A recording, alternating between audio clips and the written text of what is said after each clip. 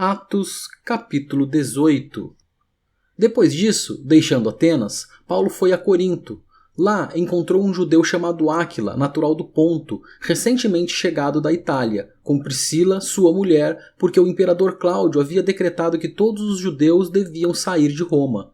Paulo aproximou-se deles, e como tinham o mesmo ofício, passou a morar com eles e ali trabalhava. O ofício deles era fazer tendas. E todos os sábados Paulo falava na sinagoga, persuadindo tanto judeus como gregos. Quando Silas e Timóteo chegaram da Macedônia, Paulo se entregou totalmente à palavra, testemunhando aos judeus que Jesus é o Cristo.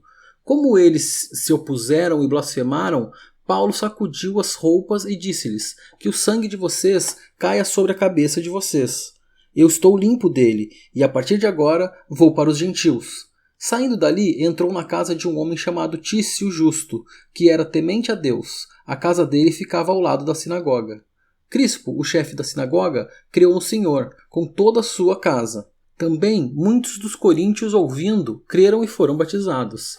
Certa noite, Paulo teve uma visão em que o Senhor lhe disse: não tenha medo, pelo contrário, fale e não fique calado, porque eu estou com você e ninguém ousará lhe fazer mal, pois tenho muito povo nesta cidade.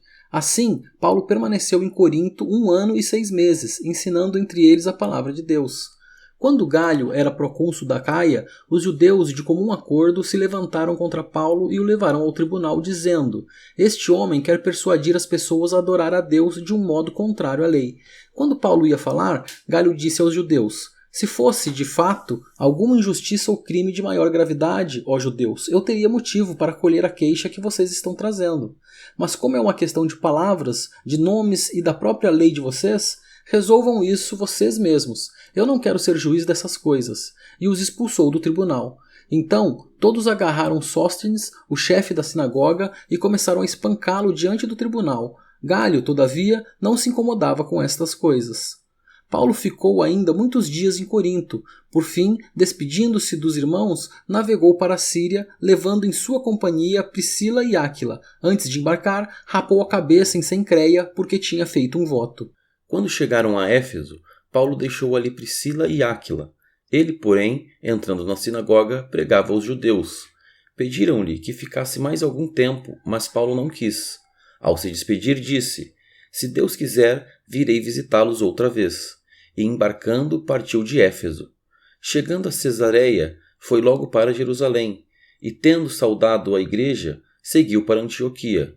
Havendo passado ali algum tempo, saiu, atravessando sucessivamente a região da Galácia e Frígia, fortalecendo todos os discípulos. Nesse meio tempo, chegou a Éfeso um judeu, natural de Alexandria, chamado Apolo, homem eloquente e poderoso nas Escrituras. Ele era instruído no caminho do Senhor, e sendo fervoroso de espírito, falava e ensinava com precisão a respeito de Jesus, conhecendo apenas o batismo de João. Apolo começou a falar ousadamente na sinagoga.